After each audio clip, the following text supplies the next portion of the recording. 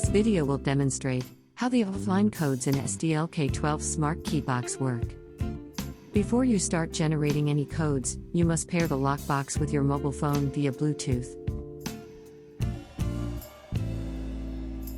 For the purpose of this demonstration, I will turn off Bluetooth on the phone. Now, assume you are miles away from your lockbox. How do you give your guests access to the lockbox? It's simple.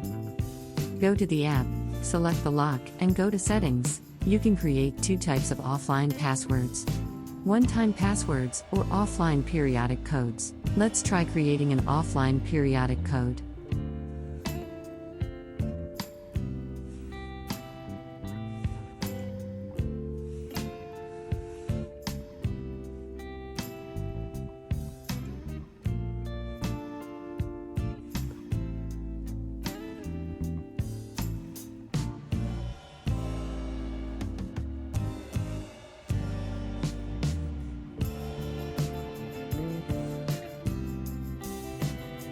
Now, let's use the offline code we created to unlock the lockbox.